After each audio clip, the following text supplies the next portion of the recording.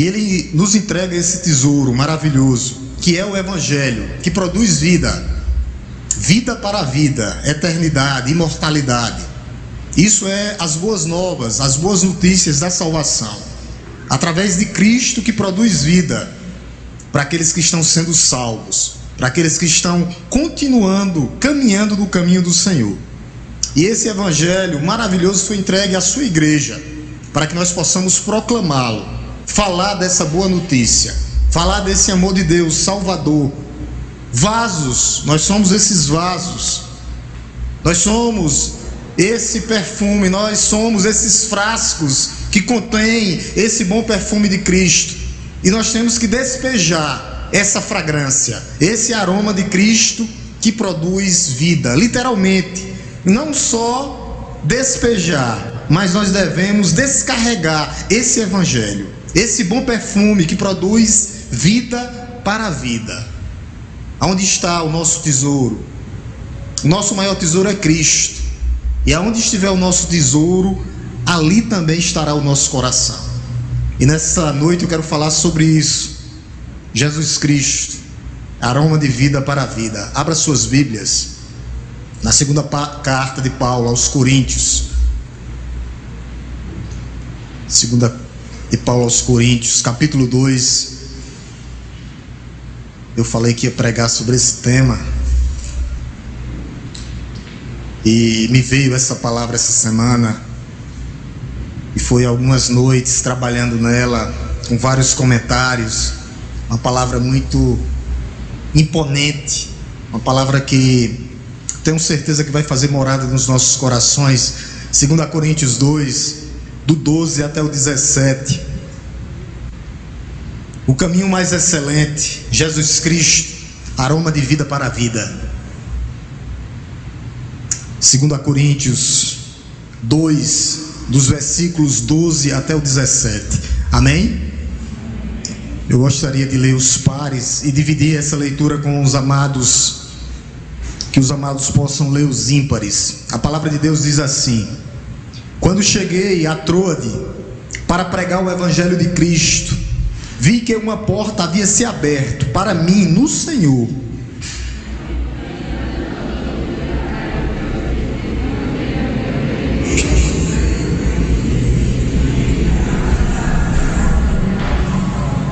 Esse trecho do verso 14 ao 17 é a vitória de Cristo que venceu sobre a igreja, para a igreja, para que a igreja continue militando.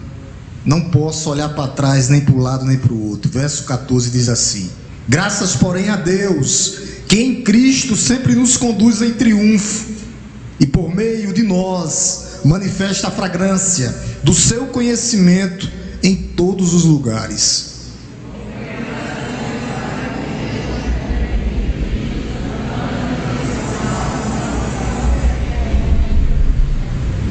Para com estes, cheiro de morte para a morte, para com aqueles, aroma de vida para a vida.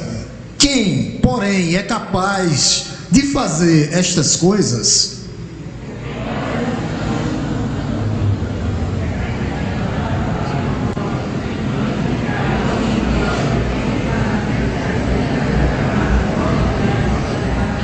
Amém. Curve sua cabeça novamente. Vamos orar por iluminação e compreensão da parte de Deus, para que essa palavra fique cravada e alicerçada nos nossos corações.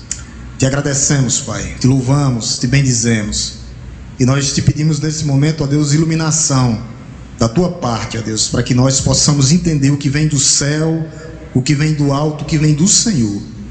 Que o Senhor possa, ó Deus, deixar nesse momento os nossos corações, ó Deus, sensíveis para ouvir o que vem do Senhor. Os nossos corações quebrantados e contritos para ouvir o que vem do céu, para ouvir o que vem do alto. Te agradecemos, ó Deus, no nome santo e poderoso de Jesus, aquele que venceu por nós. Louvado seja Deus. Quando Paulo escreve essa carta, só para a gente entender até onde a gente chegou aqui, que está falando da vitória do ministério de Paulo, essa parte. Paulo vai falar que ele foi vitorioso de todo jeito, nos açoites, sendo apedrejado. A igreja, ela sempre será vitoriosa. A igreja, ela sempre será vitoriosa. Paulo escreve para se defender de falsos mestres que tinham se infiltrado dentro da igreja, queriam tirar a autoridade do apóstolo Paulo, do seu pastor. Houve um embate entre Paulo e um irmão, e essa igreja expulsou esse irmão. E o apóstolo Paulo, no seu amor, escreve dizendo e perguntando a essa igreja, se ele se arrependeu pela disciplina da correção, a igreja tinha que ter misericórdia. A igreja tem que disciplinar em amor, mas ao mesmo tempo a igreja tem que ser uma igreja que tem misericórdia, uma igreja que tem compaixão, uma igreja que tem amor. A correção tem que existir, mas tem que existir também essa correção em amor que a igreja traz. Tem que haver arrependimento, contrição e quebrantamento. O pior era que uns aqui em Coríntios e em algumas igrejas, isso pode acontecer na nossa também, não aceitam a autoridade divina, muito menos a autoridade pastoral, ou respeitam a autoridade dos líderes dos ministérios. Alguns são rebeldes, como acontecia na igreja de Coríntios. Não se dispõem a fazer, mas a criticar. E as pessoas não entenderam ainda que toda rebelião é contra Deus. Toda rebelião é contra Deus. Quando você é rebelde contra o seu irmão, você não está se rebelando contra ele, você está sendo rebelde contra Deus. E a igreja naquele momento tinha que ter misericórdia, perdoar aquele irmão, acolher aquele irmão, receber novamente aquele irmão como membro. A palavra de Deus diz que nós temos que perdoar. Se nós não perdoarmos, se existir raiz de amargura nos nossos corações, nós não seremos perdoados. Por quê, pastor? O contexto vai mostrar aqui, vai dizer que Satanás vai alcançar vantagem sobre a igreja. Uma igreja que não perdoa. Olha o que é que diz no verso 11. Verso 11, que é o contexto. Para que Satanás não alcance vantagem sobre vocês. Era isso que estava acontecendo. Satanás sabia que havia rebeldes que se levantaram contra a liderança, contra o seu pastor, e estava agindo diretamente nisso. Era isso que estava acontecendo. O contexto dessa carta geral é isso. Algumas pessoas, alguns homens lideravam uma rebelião contra o seu pastor. Mas Paulo era um homem humilde, era um homem que tinha corrigido. E no contexto aqui do verso 6 até o verso 8, é um contexto de perdão, é um contexto de amor, é um contexto de consolo. Olha o que é que ele diz, para esse rapaz, basta-lhe, verso 6, basta-lhe a punição imposta pela maioria. A punição já aconteceu, é isso que o apóstolo Paulo está dizendo. Aí ele diz no verso 7, de modo que agora, pelo contrário, vocês devem perdoar, vocês devem consolar, para que esse indivíduo, esse irmão, não seja consumido por excessiva tristeza. Aí ele termina o contexto: por isso peço que vocês confirmem o amor de vocês para com ele. A igreja tem que perdoar. Aqui era um contexto de perdão. Para quê? Para que Satanás não destruísse a unidade da igreja. A intenção dele é destruir, como a gente viu aqui no versículo 11. Para que Satanás não alcance vantagem sobre vocês, sobre a igreja. Tem que haver harmonia, unidade. Todos os casos da igreja têm que ser resolvidos em amor. Como Paulo resolvia para que não haja racha, divisão, confusões, perdoando, abraçando e trazendo esses irmãos de volta para o convívio, se verdadeiramente existir perdão. A partir do verso 2, Paulo começa a combater esses homens. Combater porque havia acusações sobre o seu ministério, havia insinuações, falsos profetas. O objetivo do falso profeta dentro da igreja é trazer rebelião, tirar a autoridade do seu pastor. E o que era que eles queriam? Assumir a igreja. Eles queriam tirar a autoridade do pastor, tirar a autoridade da liderança para assumir a igreja, como já aconteceu em algumas igrejas. Por isso que a gente defende ferozmente à igreja através das Escrituras Sagradas, para que não aconteça novamente. É uma dupla afirmativa para que nunca jamais aconteça. As acusações eram acusações maléficas de um pastor fracassado, de um pastor que não tinha sucesso. Por que Paulo era tão acusado assim? Porque ele foi açoitado, apedrejado, expulso das cidades, preso, chicoteado. Como era que Paulo poderia ser um apóstolo de Cristo se ele sofreu tanto? Rejeitado pelos seus patrícios, havia várias acusações, e realmente esse homem passou por várias provas. E ele começa a resposta a partir do verso 12. É interessante o que o Paulo diz. Ele vai dizer, ele começa a responder a esses homens. Ele diz: aonde eu chego, portas se abrem para a pregação do Evangelho. O meu ministério nunca foi um fracasso. A igreja será sempre vitoriosa. A igreja que prega o Evangelho genuíno, ela sempre será vitoriosa. Verso 12 é o que é que Paulo diz: quando cheguei em Troade para pregar o Evangelho de Cristo, vi que uma porta havia se aberto. Ele chega na região de Troade para pregar o Evangelho, e o que é que acontece? Uma porta se abre. Uma porta se abre, provavelmente na casa do irmão, que as igrejas eram nas casas naquela época. Paulo chegou em Troade e fundou uma igreja.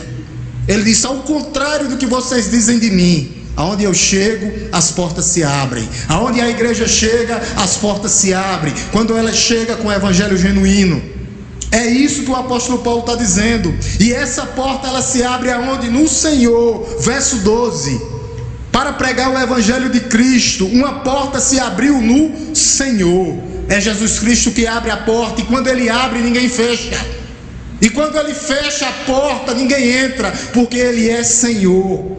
É Jesus Cristo que abre também os corações das pessoas, para que as pessoas possam ouvir a palavra de Deus, receber e aceitá-lo como Senhor e Salvador da nossa vida. Qual o papel da igreja nisso tudo? Simplesmente pregar. Essa é a missão da igreja: anunciar o Evangelho da salvação.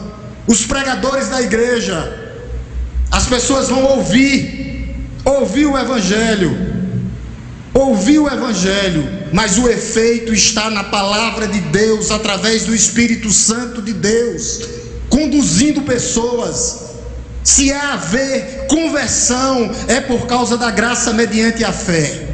Mas mesmo essas portas se abrindo, nós passaremos por momentos de intranquilidade.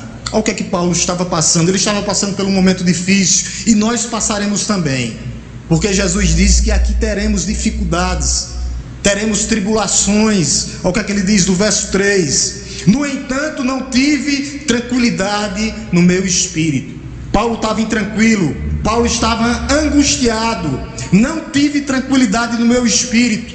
Às vezes, meus amados irmãos, o sucesso no negócio, o sucesso na família, o sucesso no crente ou no ministério, às vezes isso não vai impedir a angústia.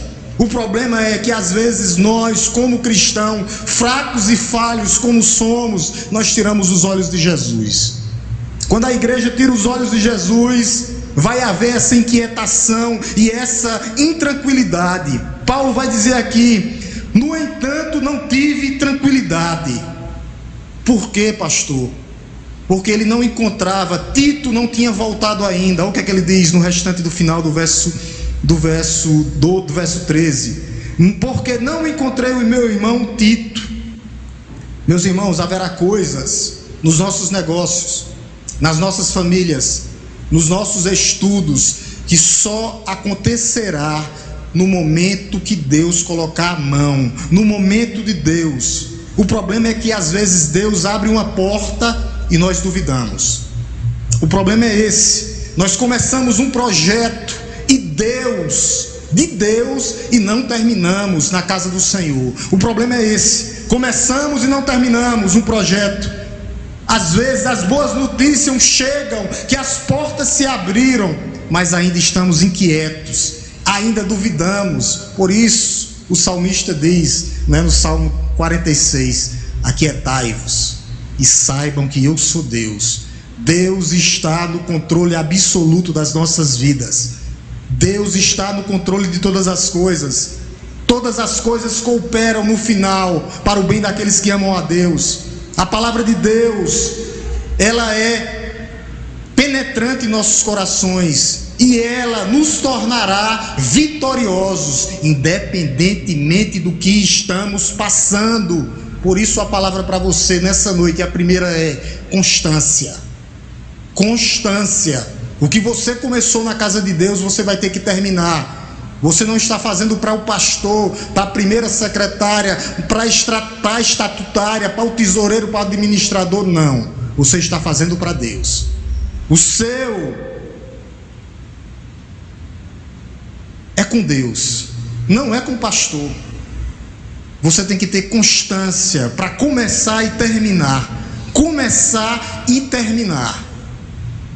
Do verso 14 ao verso 17, Paulo fala da vitória em Cristo, a vitória gloriosa. Ele fala aqui da nova aliança, ele passa a falar das marcas de uma igreja vitoriosa, o triunfo do seu ministério, o triunfo da igreja. E esse triunfo da igreja é constante. A Bíblia Araripina, continuaremos caminhando em Cristo, viveremos caminhando constantemente, triunfaremos, porque Deus é Senhor dessa igreja.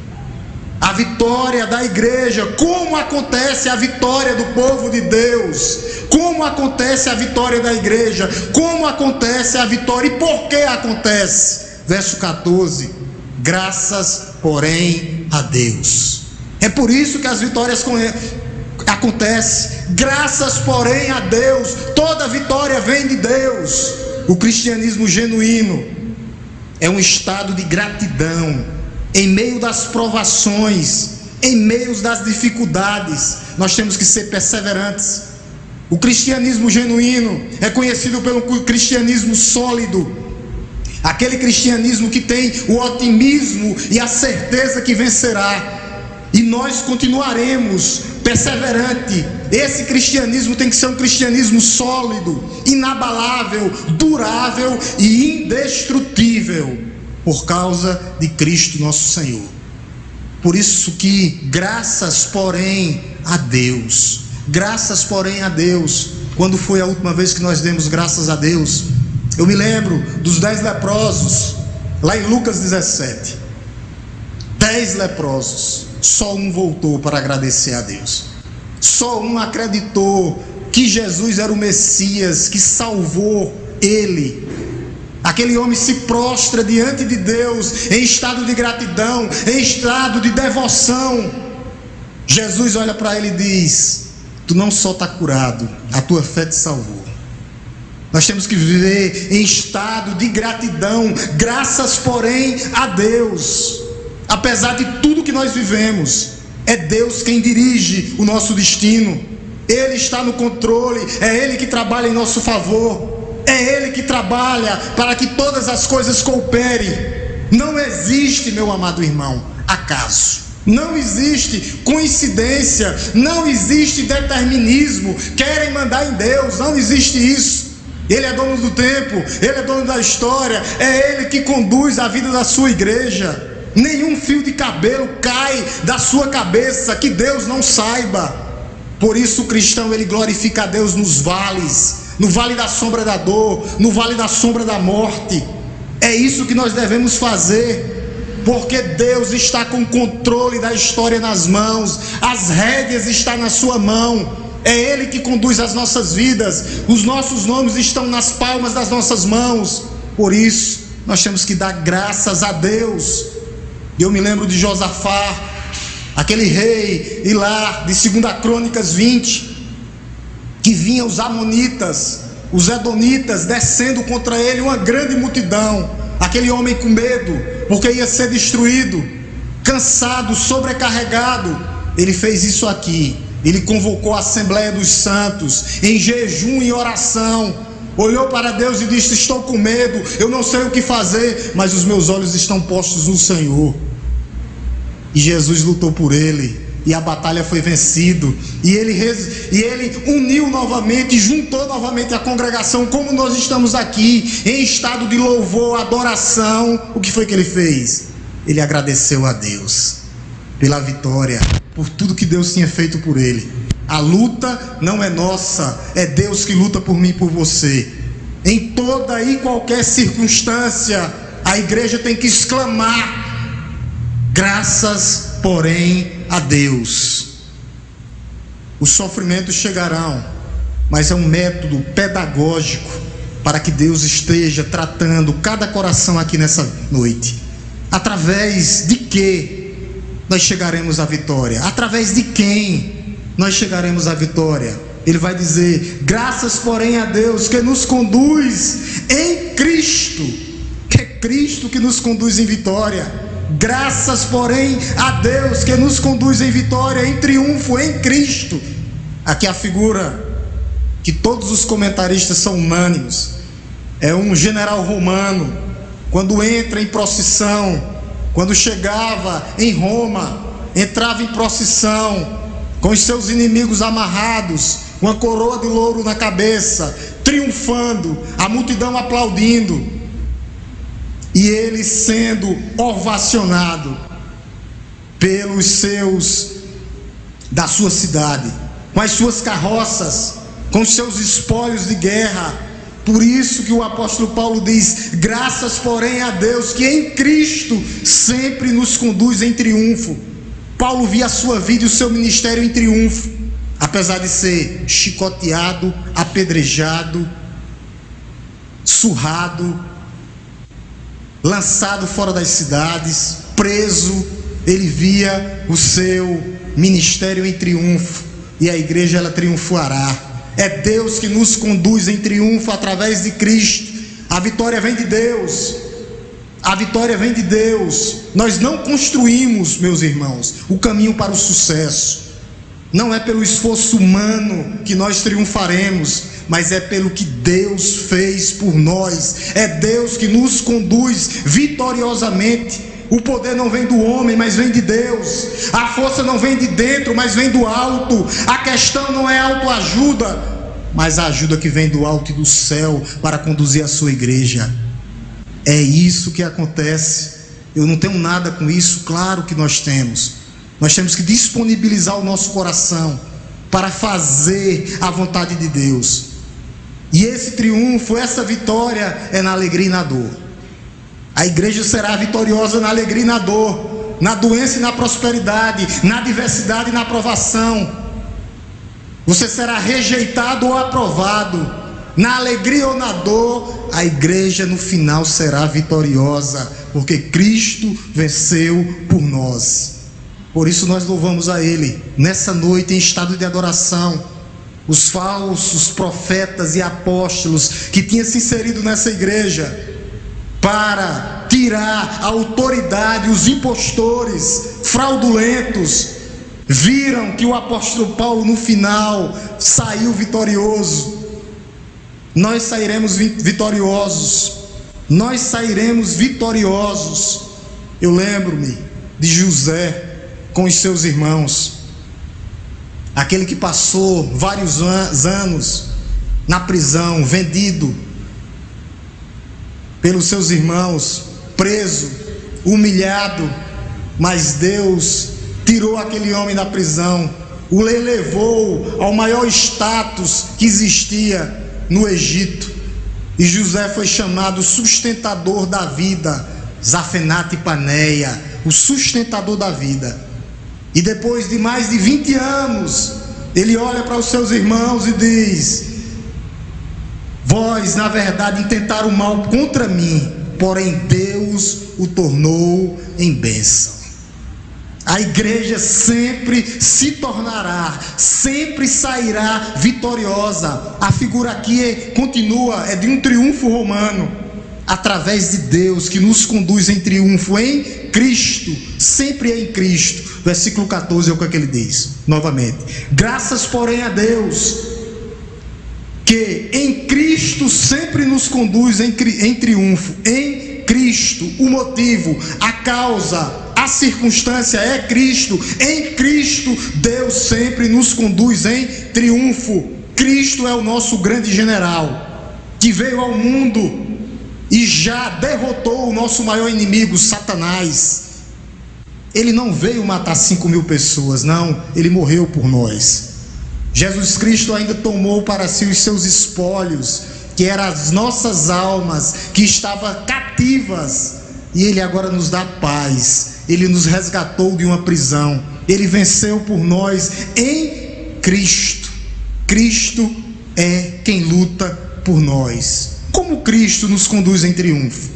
Olha o que é que ele diz na metade, no finalzinho do verso 14.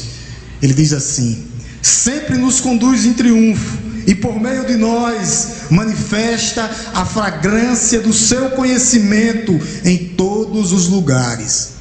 Em Cristo, nós, a igreja, manifesta o aroma de Cristo.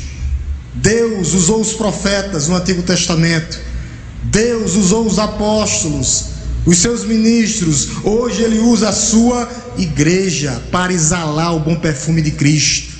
O cheiro do conhecimento de Deus, que é o evangelho da salvação, chega através da igreja. Olha o que é que ele diz, eu vou repetir no final do versozinho, do final do verso 14, ele diz assim: e por meio de nós, da igreja, Paulo, Timóteo, Tito, e por meio de nós, agora a igreja, manifesta a fragrância do conhecimento em todos os lugares.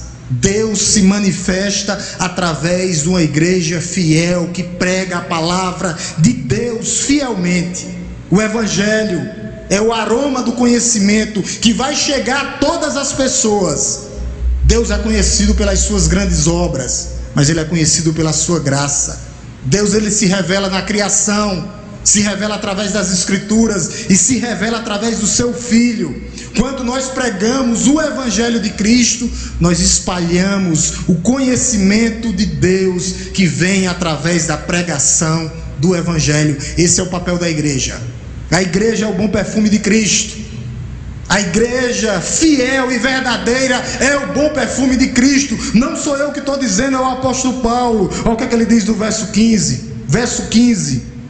Ele diz assim: porque nós somos para com Deus o quê? O bom perfume de Cristo. Nós, a igreja de Cristo, a igreja verdadeira, a igreja fiel, a igreja invisível, a igreja que não se omite de falar o evangelho da salvação, porque para nós somos o bom perfume de Cristo, a igreja, quando a igreja prega fielmente a palavra de Deus. O perfume aqui não é a substância, o líquido, mas as pessoas. Não é o templo, mas as pessoas que saem, pregam, anunciam o verdadeiro evangelho que salva, que causa impacto, que chega às pessoas através da pregação do evangelho. É a igreja, ao proclamar o evangelho, ela espalha o aroma agradável de Cristo, do conhecimento de Deus. É isso que ele está dizendo aqui, verso 15: porque nós somos para com Deus o bom perfume de Cristo.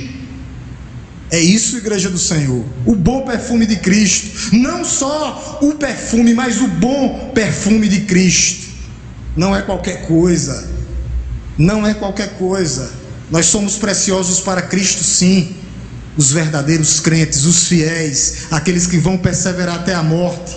A igreja invisível, mas a igreja hoje aqui, a primeira igreja em Araripina, nós que se tornamos filhos de Deus, a igreja espalhada nos 4 cantos da terra, ela é o bom perfume de Cristo. E Paulo aqui, na sua sabedoria, ele divide a raça humana em duas etapas. Olha o que é que ele diz. Ele divide a raça humana em 2 categorias. A igreja é o bom perfume de Cristo. Olha o que é que ele diz: o bom perfume de Cristo. Aí ele diz: tanto entre os que estão sendo salvos, entre os que estão se perdendo. 2 categorias de pessoas: os salvos, os que foram alcançados pela graça mediante a fé, aqueles que vão crer, confessar e se arrepender e perseverar até a morte. Essa é a primeira categoria. E a segunda categoria, aqueles que estão se perdendo. Os incrédulos terão a oportunidade de ouvir falar desse Jesus que salva, restaura e transforma. E eles não vão querer. O que é que a gente percebe aqui? Não tem terceira via, né? Não tem terceira via. Não tem purgatório. Não tem renascer das cinzas como a fênix. Não tem reencarnação. Não tem morar em Valhalla. Não existe isso. O que existe é os crédulos e os incrédulos, os salvos e os não salvos. E todos terão a oportunidade de ouvir essa palavra de Deus. Aqueles que vão ouvir, acolher, receber e responder, e aqueles que vão rejeitar. E o que é que o apóstolo Paulo continua dizendo? Para estes, versículo 16... cheiro de morte para a morte, para aqueles, aroma de vida para a vida. O que Paulo estava dizendo era o seguinte: primeiro ele estava defendendo seu ministério. Ele disse: o meu ministério, eu sempre vou triunfar. A palavra é pregada genuinamente. Para uns vai produzir vida, para outros vai produzir morte. Por isso nessa noite eu e você, nós temos que tomar uma decisão. O evangelho exige do homem uma decisão. Ninguém pode ficar neutro. O homem é escravo do seu pecado. O homem é escravo de sua liberdade. Ele é obrigado a tomar uma decisão. Até os indecisos, quando eles não decidem, é uma indecisão. Eles estão contra Cristo. É uma indecisão. Nós temos que nos decidir, porque Jesus disse: quem não é por mim é contra mim. Quem comigo não ajunta, espalha. É uma decisão do homem. É uma decisão do homem. Deus entrega a sua palavra. Na salvação não, mas na condenação sim. Estão indo para o inferno porque querem, ouviram a palavra de Deus, não tomaram uma decisão por Cristo Jesus nosso Senhor. Qual a decisão que nós iremos tomar nessa noite? Isso é para a igreja. Como é que nós estamos sendo comparados? Nós temos que prestar muita atenção nas nossas vidas. Nós somos comparados a um barco que está descendo na deriva, à deriva, para bater no pedregulho lá embaixo. Só que tem dois remos dentro do barco, que está do lado. Qual a decisão da sua noite, nessa noite sua? É remar e chegar a outra margem, ou bater na pedreira lá embaixo e ser destruído? E tem que ser tomada uma decisão. Nós temos que tomar uma decisão nos nossos corações, de nos livrarmos da morte ou sermos conduzidos para o céu. Só uma coisa você não pode deixar de fazer nessa noite: de tomar uma decisão. Quando nós olhamos esse texto no verso 16, há dois efeitos. O primeiro efeito aqui é aqueles que rejeitam. Aqueles que rejeitam o evangelho é cheiro de morte para a morte. Ele traz morte. Aquele mesmo evangelho que salva, aquele que se arrepende, ele condena o impenitente, ele condena o incrédulo. O mesmo sol que endurece a cera é aquele que amolece o barro. Eles vão rejeitar. O segundo efeito é aqueles que aceitam o evangelho. A mesma mensagem que sentencia os rebeldes à morte promete perdão, eternidade e imortalidade àqueles que vão perseverar até a morte. O mesmo sol que endurece o barro amolece a cera. Vocês lembram do mar? Quando o povo de Deus ia passando, quando Moisés toca a vara e o mar se abre. Aquele mar que fez abrir para que o povo judeu todinho passasse e desse vida àquele povo naquele momento, foi o mesmo mar que matou os egípcios. O evangelho é assim.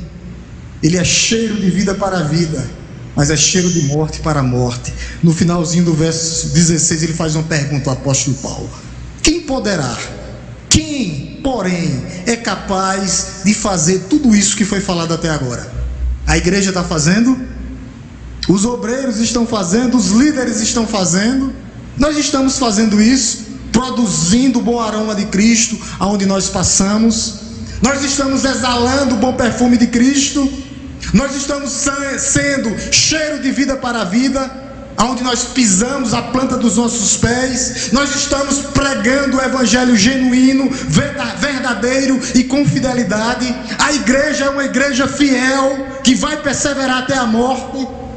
Quem, no final do verso 16, quem, porém, vírgula, é capaz de fazer essas coisas? Nós. A resposta está aqui. Paulo dá a resposta. A igreja fiel, os remanescentes, aqueles que não vão baixar a cabeça, aqueles que vão lutar, aqueles que vão perseverar até a morte.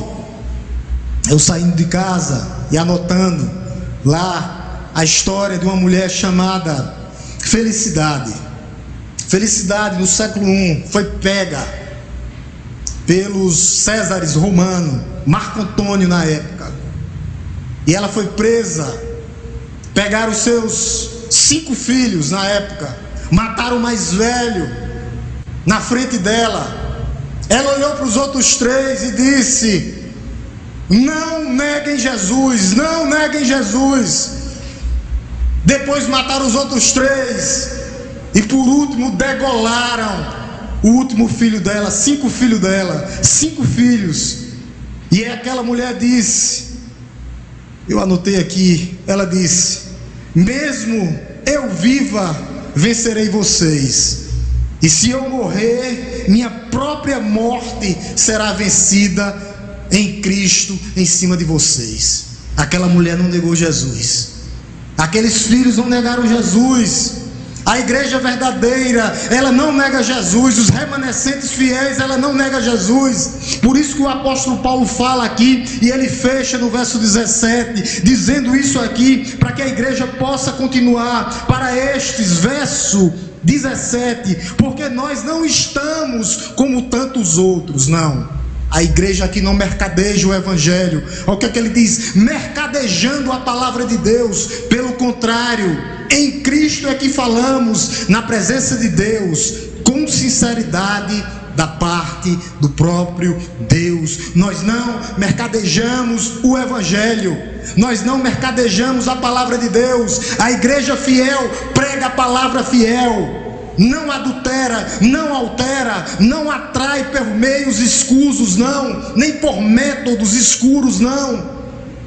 Nós não tornamos a palavra mais atraente, nós não aumentamos nem diminuímos, nem aumentamos nem diluímos, nem tiramos nem colocamos. Essa igreja é uma igreja fiel, e por isso que ela vai vencer e triunfar em Cristo Jesus nosso Senhor.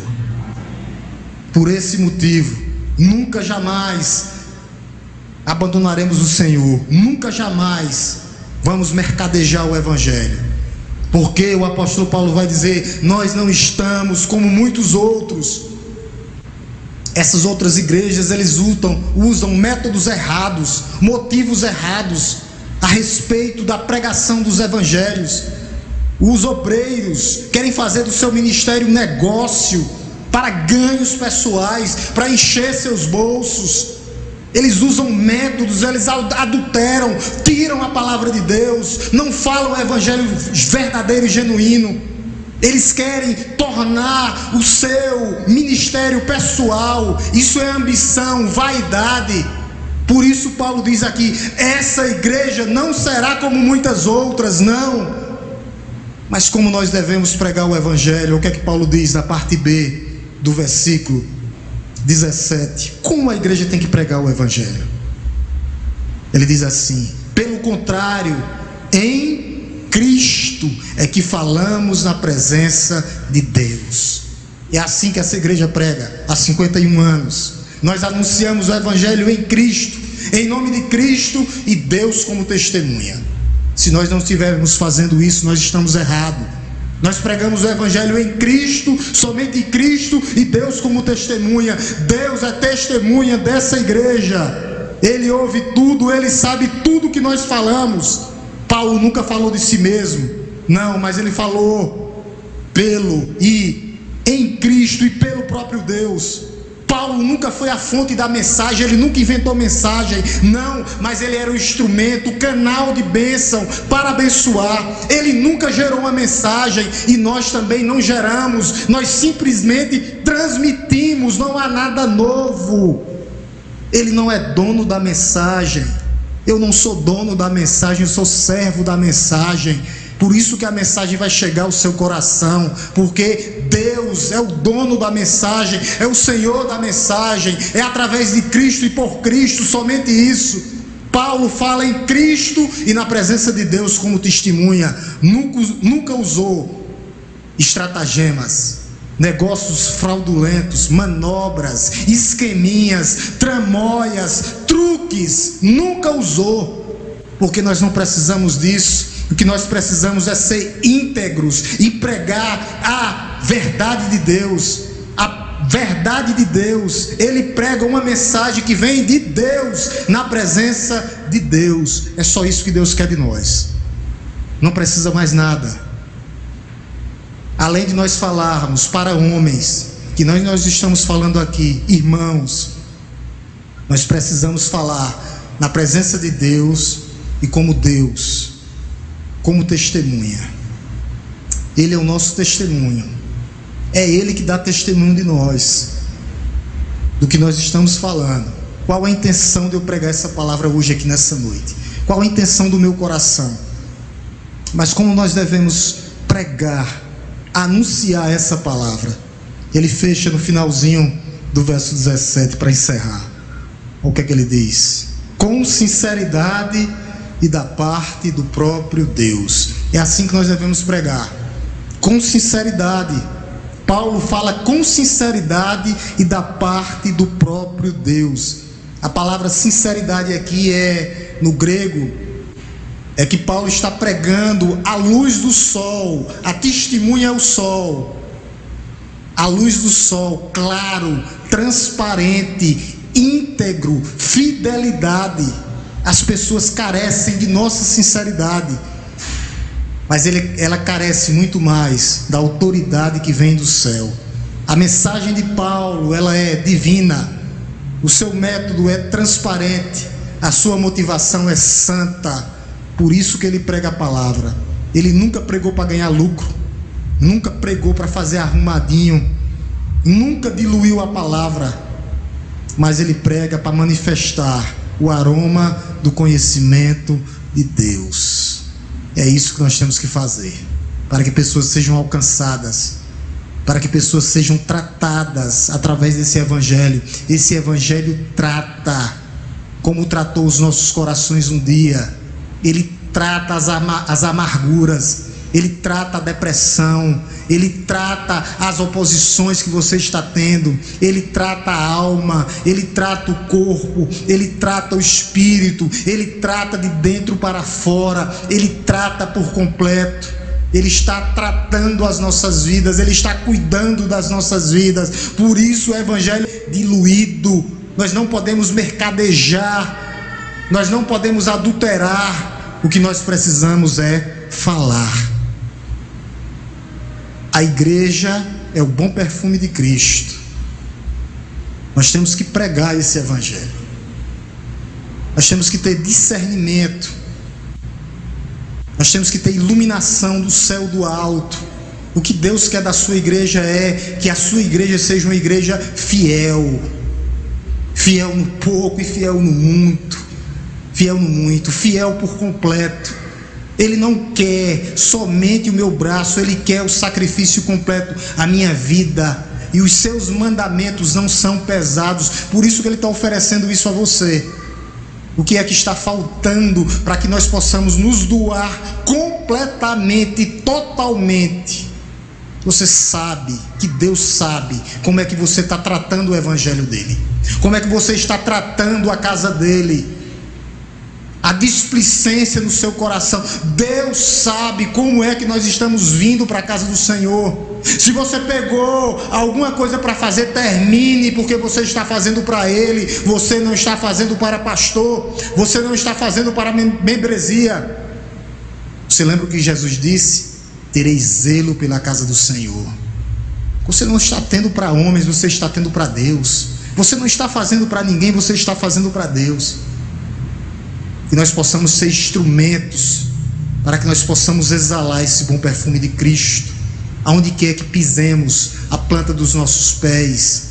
Esse evangelho genuíno que chega a pessoas, a corações atribulados, a corações cansados, a corações doentes, aquele que vai de encontro, tirando ele, trazendo de volta, restituindo, colocando de pé. É esse aroma que a igreja tem que ser, aroma de vida para a vida, aroma de vida para a vida. Para o irmão que está do teu lado, seja o bom perfume de Cristo, para que ele possa reviver, se ele estiver cansado, sobrecarregado, para que ele possa renascer novamente, para que ele possa voltar ao primeiro amor. Desde quando? Você lembra quando você começou a sua vida espiritual? Há 10, há 20, ou há 5, ou há um ano atrás? É esse amor, e nós precisamos como igreja exalar, passar as Bíblias abertas, exalando esse bom perfume, para que pessoas sejam motivadas, para que pessoas consigam viver e andar conforme a vontade de Deus. Nós somos responsáveis, sim, porque a igreja é o bom perfume de Cristo, principalmente os pregadores. Seja um pregador fiel da palavra, não adultere, não tire por causa de ninguém, porque senão naquele grande dia você será cobrado. Não precisa enfeitar, não, só precisa falar e pregar. É isso que Deus quer dessa igreja, que sejamos fiéis, para que nós possamos impactar verdadeiramente como bom perfume, para onde nós passarmos o cheiro exalar. Aqueles soldados que entravam em comitiva, as mulheres jogavam perfume sobre ele, o bom aroma surgia dentro de Roma todinho, as carruagens, e as mulheres jogando perfume, porque a igreja, simbolizando a igreja vitoriosa que já venceu, não uma igreja que fica cabisbaixo, cansada, sobrecarregada, não, mas uma igreja viva, cheia do Espírito Santo de Deus, motivada para pregar, motivada como foi no Verão Missões, mas não só no Verão Missões. Há um povo, há um vizinho, há uma praça, há uma rua, há um bairro, há um parente que tem que ser anunciado para que você seja o aroma agradável de Deus, o aroma suave que chega e que muda. É isso que temos que ser para aquele que está do lado, para que ele possa se sentir motivado. E se você chegou aqui, e se você sentir esse bom perfume, você nunca mais será o mesmo, nunca mais será o mesmo. Se anime no Senhor, olhe para o Senhor. Deus sabe a luta que você tem travado, meu amado. Ele sabe mais do que ninguém. Coloque diante do altar dele todas as suas lutas, para que ele lute como ele lutou por Josafá, e disse: Josafá, a luta não é tua, a luta é minha. Nós temos que aprender a ter essa dependência completa e total de Deus, para que pessoas sejam alcançadas. Eu termino com algumas aplicações, para que nós possamos pensar nessa noite, para que nós possamos encerrar nessa noite. Nós estamos aqui simplesmente para pregar o Evangelho, Igreja do Senhor, pregar o Evangelho, testemunhar verdadeiramente, ensinar tudo o que Jesus mandou, tudo, nem mais nem menos. Não precisa aumentar, não precisa tirar. Você é o bom perfume de Cristo, lembre-se disso. Quando eu sou o bom perfume de Cristo, pastor? Quando você estiver pregando o Evangelho genuíno e vivendo genuinamente conforme a vontade e o querer de Deus, entregando a sua vida por completo, diante de Deus. Você é o bom perfume de Cristo, lembre-se disso. Quando você estiver vivendo e pregando, sendo o que você disse que é, não adianta. Deus sabe do meu coração. Ou você pensa que Ele não sabe? Por que foi que eu preguei essa mensagem hoje? Deus conhece o meu coração, Ele conhece o meu íntimo. Ele sabe por que é que eu estou falando isso. Então você é o bom perfume de Cristo quando você é fiel a Deus, quando você está sendo fiel na pregação e na mensagem do Evangelho.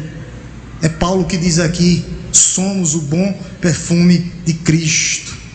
Segundo, quando a igreja de Cristo ensina a palavra fiel, como ela é, pura e simples, você é o bom perfume de Cristo.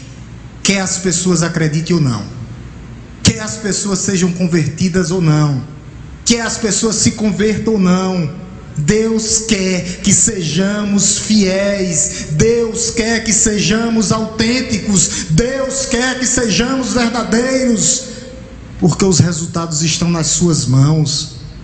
Deus usa a sua palavra conforme a sua sabedoria e o seu conhecimento. Ele usa a sua palavra conforme a sua sabedoria e o seu conhecimento. O seu papel é falar. Por isso a meta para esse ano é: fale e não te cales. Fale e não te cales. Não se envergonhe do Evangelho, porque ele é poder de Deus. Lembre-se, quem dá o crescimento é Deus. Paulo plantou, Apolo regou, mas quem dá o crescimento é Deus. Deus. Para você que está aqui nessa noite que não é crente ainda, só existe uma oportunidade, só existe uma esperança. É esse aroma aqui, de vida para a vida, que em Cristo seremos vitoriosos. Cristo, aquele que produz vida. Cristo, aquele que é a única esperança para essa igreja e para nós e para você que chegou aqui. A palavra de Deus vai dizer: Cristo em nós, esperança da glória. É o que Cristo fez por mim e por você na cruz do Calvário. É o seu sangue. Preciso de silêncio. É o seu sangue derramado na cruz do Calvário para a remissão de pecados. Somente assim é esse bom perfume de Cristo chegando ao seu coração. É esse bom perfume de Cristo que traz vida para a vida chegando ao seu coração. Pastor, eu preciso fazer alguma coisa. Precisa. Você tem que reconhecer Cristo como seu Salvador, como seu Senhor. Você tem que renunciar à sua vida antiga. Você tem que se entregar por completo. Eis a noite de você entregar a sua vida ao Senhor. Eis a noite de salvação. Vamos orar em nome de Jesus, agradecendo a Deus por mais uma noite, por mais um culto. Te louvamos, Deus Todo-Poderoso, Criador dos céus e da terra. Te bendizemos, te agradecemos, ó Deus, pelo teu amor, pelas tuas misericórdias, ó Deus, que se renovam a cada manhã. Porque, ó Deus, graças, porém, a Deus, que em Cristo sempre nos conduz em vitória, sempre nos conduz em triunfo, e por meio de nós manifesta a fragrância, o aroma do seu conhecimento em todos os lugares. Que possamos viver isso, ó Pai, ser tuas testemunhas. Aqui só é a grande comissão que Paulo está falando, o que Cristo falou: ide por todo o mundo, pregai o Evangelho a todas as criaturas, ensinando-as, batizando-as em nome do Pai, do Filho e do Espírito Santo. Que a tua igreja cumpra, ó Deus, a tua grande comissão, para que nós possamos ser aroma de vida para a vida, que nós possamos, ó Deus, ser capazes de fazer essas coisas, como diz o apóstolo Paulo, porque nós não estamos como outras pessoas, mercadejando, trazendo uma palavra, adulterando. Não, nós estamos pregando Cristo, Deus, como testemunha da tua igreja nessa noite. A tua palavra foi pregada na tua presença, ó Deus Todo-Poderoso, com sinceridade, vinda da parte do próprio Deus. Ó Deus, que haja, ó Deus, o mover do teu Espírito na tua igreja, nos dando, ó Deus, ousadia, estratégias, ó Deus, usadas e vindas do céu, para que tua igreja avance para que a tua igreja continue alicerçada na rocha eterna, em Cristo Jesus nosso Senhor. Aqueles que ouviram a tua palavra, ó Deus, nessa noite, que ainda não são cristãos, que hoje, ó Deus, seja noite de salvação, que esse aroma entre nos corações dos nossos amados visitantes. Ó Espírito Santo de Deus, que o Senhor possa convencê-los do pecado, da justiça e do juízo. A igreja continua orando.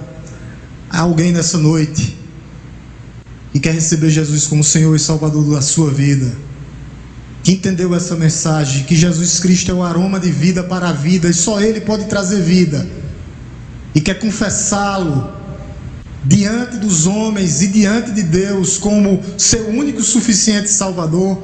Se há, eu peço que você acene com uma das suas mãos, que a igreja quer orar por você. Não tenha vergonha, Deus não se vergonha de você. Há alguém nessa noite convencido do pecado, da justiça e do juízo, que ainda não é cristão, que já vem frequentando a igreja, que quer tomar uma decisão de ser hoje a noite de salvação e quer entregar a sua vida a Jesus? Se sim, levante uma das suas mãos que eu quero orar pela sua vida. Há alguém nessa noite? Não desperdice essa oportunidade. Deus está falando ao seu coração que é através dessa pregação que você pode ser salvo. Há alguém nessa noite?